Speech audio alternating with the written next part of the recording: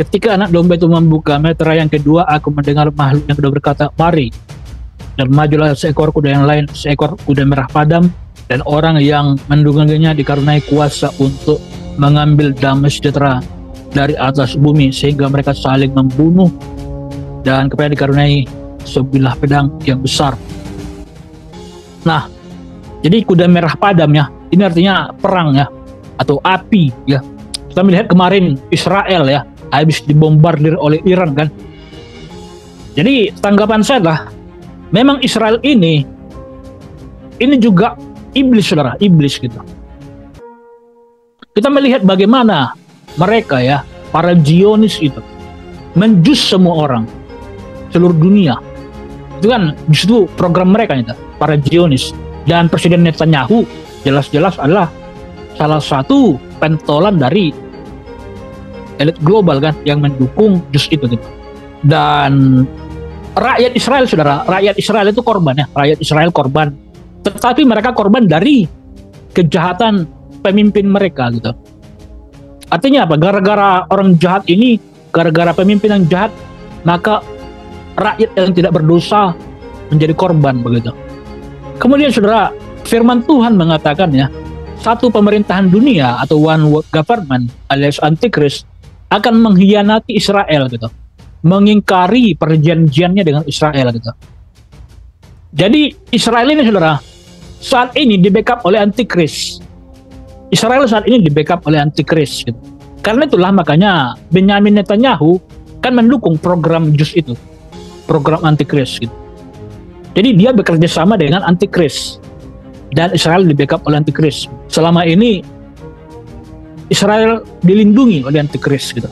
Tapi kemudian di ayat berikutnya dikatakan bahwa sang antikris atau suatu pemerintahan dunia tadi akan mengkhianati Israel, akan menginjak-injak pelataran suci mereka gitu. Jadi terjadi pengkhianatan di sini, saudara. Nah, selama ini Israel itu, saudara, itu nggak tersentuh, ya, bolak-balik dibombardir oleh teroris, ya, nggak bisa tersentuh, saudara, karena ada Iron Dome kan, sebuah teknologi pelindung ciptaan para elit global lah begitu, khusus untuk Israel dan Amerika dan negara-negara sekutu mereka gitu. Jadi karena mereka tidak tersentuh, saudara, maka mereka ini ya, terutama Benyamin Netanyahu dan para pemimpin Israel, mereka menyombongkan diri, ya, menyombongkan diri. Tentara-tentara mereka menyombongkan diri. Kami, pasukan Israel adalah yang terkuat di dunia. Akhirnya mereka apa? Mereka mengacak-acak kedamaian di seluruh dunia. Bayangkan, saudara, pager meledak, saudara. Mereka ledakkan pager untuk membunuh para pemimpin teroris tadi. Mereka ledakkan pager, mereka ledakkan handphone, mereka ledakkan fingerprint, mereka ledakkan walkie-talkie. Yang semua teknologi ini yang menggunakan chip adalah buatan dari mereka kan, Zionis Israel tadi. Jadi mereka yang bisa mengetahui bagaimana cara menggunakannya lewat frekuensi gitu kan, bisa menjadi bom gitu. Nah, yang mereka ingin bunuh adalah para pemimpin teroris. Tetapi yang justru mengalami teror adalah seluruh dunia. Yang mengalami teror justru seluruh dunia, yang ketakutan justru seluruh dunia. Saya bahkan tiap malam harus saya matikan handphone saya, saudara. Karena saya terpikir itu kan, selalu teringat gitu, bagaimana mereka sampai gemetar, saudara. Dari jauh mereka begini, saking ketakutannya menyentuh teknologi ini. Jadi itulah awal kehancuran itu, saudara. Kepongahan mereka, keangkuhan mereka, kesombongan mereka. Ya. Israel tidak terlawan. Kami bisa menghancurkan musuh dari jarak jauh. Gitu. Lalu kemudian apa yang terjadi? Firman Tuhan mengatakan, kesombongan adalah awal dari kehancuran. Jadi karena Israel ini merasa angkuh, gak tersentuh gitu kan. Ternyata justru itulah yang menjadi awal kehancuran mereka. Firman Tuhan mengatakan tadi bahwa one world government atau antikris tadi akan mengkhianati Israel. Lalu apa yang terjadi, saudara? Israel habis dibombardir. Biasanya ketika bom datang, orang Israel, apalagi presiden Israel, tenang-tenang nonton. Wah, bom yang itu petasannya tuh. Wah, ada bom sana. Cuma gitu aja mereka, karena ada Iron Dome gitu. Tiba-tiba bomnya berhasil menembus gedung-gedung pencakar langit Israel di Tel Aviv, ya, ibu kota Israel. Hancur semua gitu. Apa yang terjadi? Kenapa tiba-tiba bom itu bisa mengenai kota mereka? Apa yang terjadi? Ternyata, saudara, Israel dikhianati. Jadi sistem defense automatically mereka, ya, atau Iron Dome itu dimatikan, sudah dinonaktifkan oleh pihak antikris atau pihak global lah begitu, dimatikan, saudara, secara sengaja. Ketika itu dimatikan, ya masuklah, saudara. Habislah mereka. Semua bom yang masuk, aduh, hancur semua, saudara. Orang nggak aktif, saudara, Iron Dome-nya, karena dimatikan oleh elit global tadi. Yang bisa mematikan itu, saudara, hanya mereka, nggak bisa yang lain gitu, hanya mereka gitu. Yang tahu itu kode-kodenya hanya mereka, hanya pemimpin elit global. Tiba-tiba nggak aktif, saudara, nggak aktif Iron Dome mereka. Artinya apa? Firman Tuhan digenapi. Israel akan dikhianati oleh antikris tadi. Itulah yang terjadi, penggenapan firman Tuhan. Dan Israel hancur, lebur. Nah, sekarang menjadi pertanyaan kita, mengapa elit global mengkhianati Israel? Menonaktifkan teknologi defense-nya tadi, Iron Dome tadi, untuk mencapai agenda mereka. Apa agenda mereka? Menurut nabi dari Freemason atau nabi Illuminati, ya, siapa namanya itu, saya agak lupa ya. Dialah yang merancang perang dunia 1, perang dunia kedua, dan perang dunia ketiga, ya. Nah, jadi menurut rancangannya dia di kitab apa ya, Protocol of Zionis, menurut buku itu ya, sejak ratusan tahun yang lalu, bahwa perang dunia ketiga akan terjadi gara-gara agama, perang agama gitu. Perang dunia 1 pertama pecah karena Inggris sama Prancis atau apa, saya agak lupa ya. Perang dunia kedua Jerman sama apa, saya agak lupa gitu. Tapi perang dunia ketiga itu antara agama. Agama ini apa? Pertama Israel kan, sebagai pusat agama Yahudi dan Kristen. Lalu kemudian ada Islam gitu. Nah, jadi perang dunia ketiga kan pecah, saudara, akibat perang antara Islam dengan Israel gitu. Dunia Islam dengan dunia Israel gitu. Kalau Kristen memang gak ikut di sini, cuman Israel itu adalah leluhur dari Kristen gitu, agama Kristen atau Barat lah, saya bilangnya Barat gitu. Kristen nggak berperang, tapi Barat berperang gitu. Nah, jadi perang dunia ketiga akan terjadi gara-gara itu, saudara, gara-gara provokasi ya antara dunia Islam dengan Israel. Dan kita bisa melihat, saudara, ketika Israel itu dibombardir oleh Iran, ya, kita melihat orang Islam itu bersukaria. Sementara kita, saudara, ketika itu terjadi, dimanapun itu, mau di pihak Israel atau mau di pihak negara Islam, kita selalu bergidik, kita selalu ngeri melihat peristiwa itu. Gak pernah kita bersukaria atas kematian. Tetapi kalau kita lihat mereka di konten-konten itu, di komentar-komentar YouTube, lihat aja, sudah sangat mengerikan sekali. Mereka semua bersukaria gitu. Artinya apa? Mereka memang menginginkan perang gitu. Dan ketika Israel dibombardir, saudara, apa yang akan terjadi? Sudah jelas, saudara, negara-negara Barat itu akan bermain, akan ikut berperang. dalam hal ini NATO kan, yang dipimpin aliansi Amerika dan Eropa gitu. Bayangkan saudara, NATO akan berperang dengan negara-negara Islam tadi ya, demi membela Israel gitu. Itulah yang terjadi. Artinya apa? Dunia akan menuju yang namanya Armageddon ya. Kalian membaca di kitab Wahyu Armageddon ya. Kerajaan Gog dan Magog gitu. Jadi Gog itu kalau saya tidak salah ya, kubu barat, Magog itu kubu anti barat, baik Rusia, negara Islam, komunis, ya itu sekutunya gitu. Nah, jadi NATO sudah mengirimkan pasukan ya, lalu mereka sudah mulai melakukan serangan dan NATO saudara menghancurkan banyak pesawat dan bandara Rusia di negara-negara Islam. Gitu.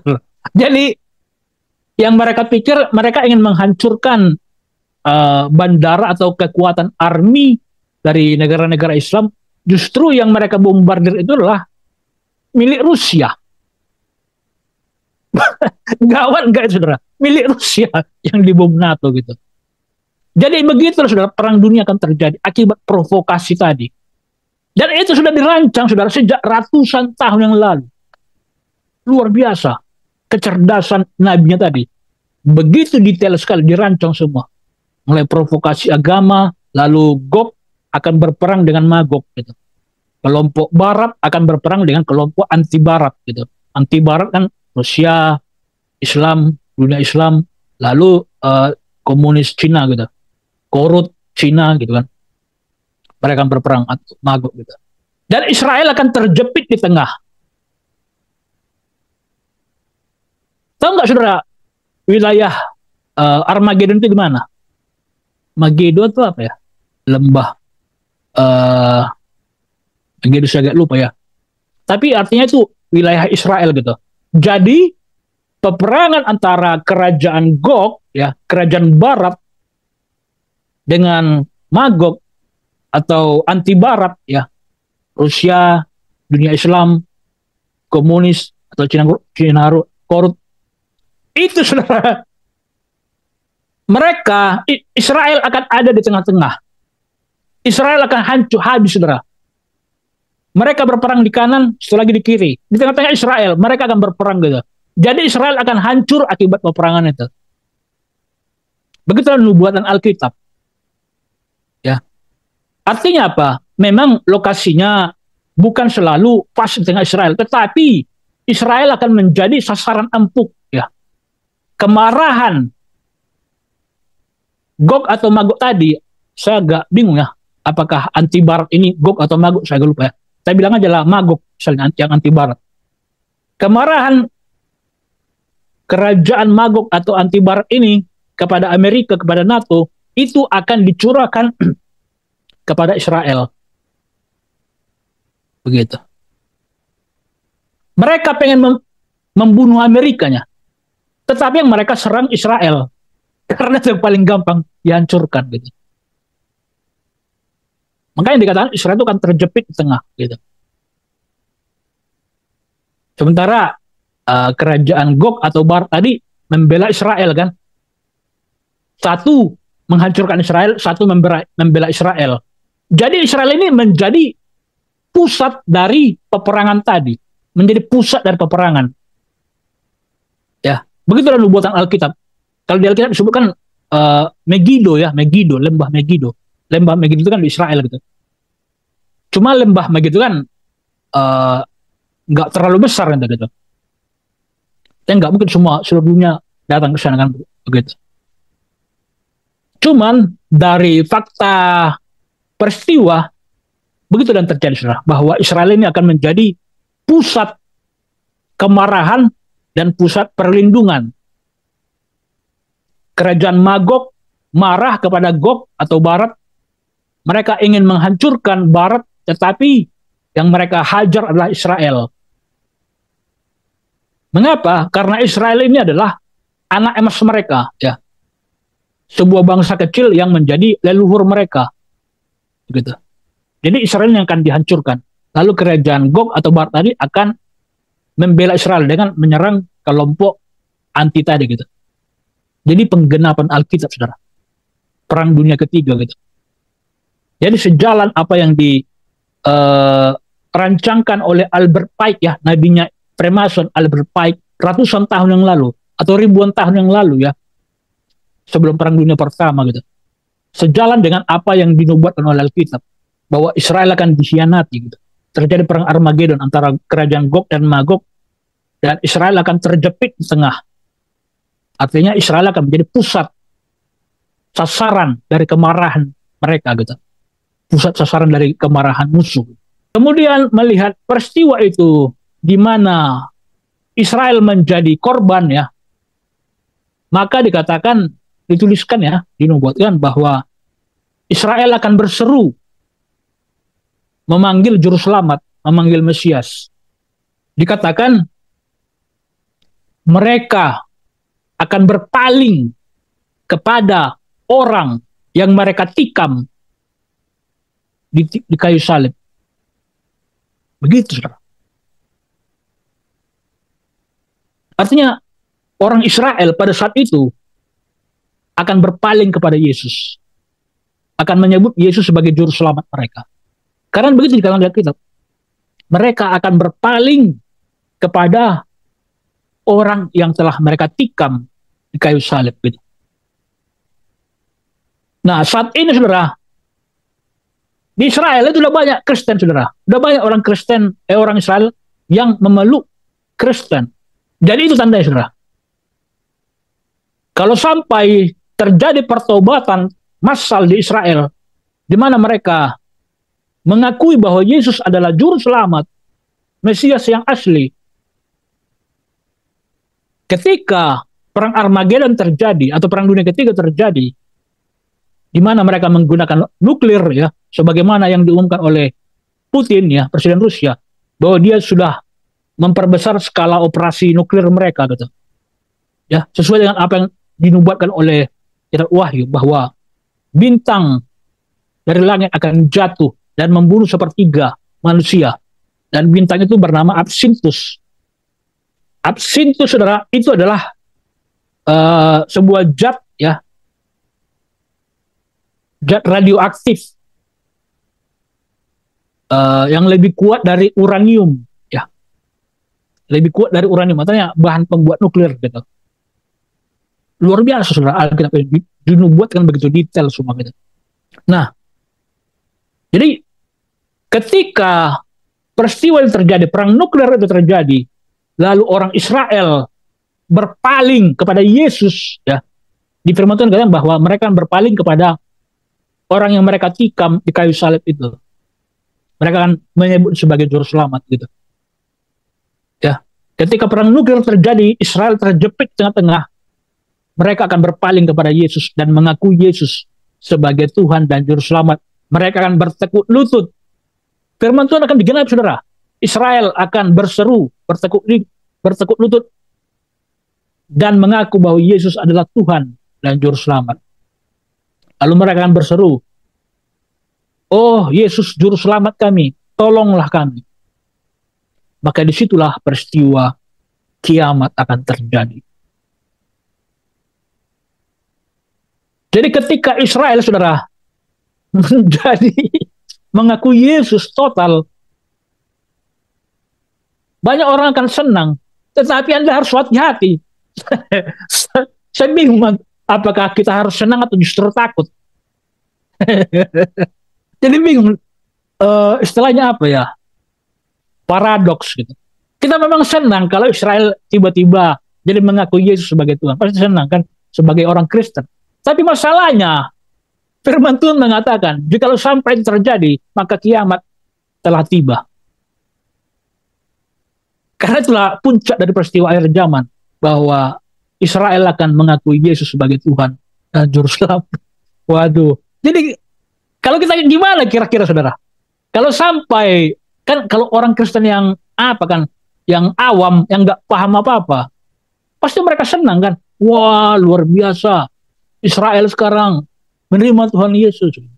Tetapi kalau orang yang mengerti nubuatan Alkitab atau orang-orang apokalips, saudara, ini justru takut, saudara, justru takut. Karena apa? Karena mereka tahu, wah kalau begini ini kiamat bentar lagi nih.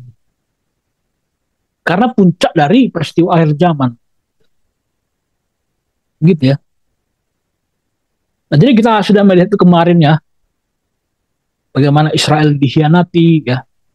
Lalu akibat peristiwa itu ya digenapi apa yang dirancangkan oleh Albert Pike ratusan tahun yang lalu, bahwa perang dunia ketiga akan terjadi lewat provokasi agama. Kan Israel itu pusat agama sebenarnya, pusat agama gitu. Nah, lalu kemudian yang ketiga saudara di ayat 5 sampai 6 ya,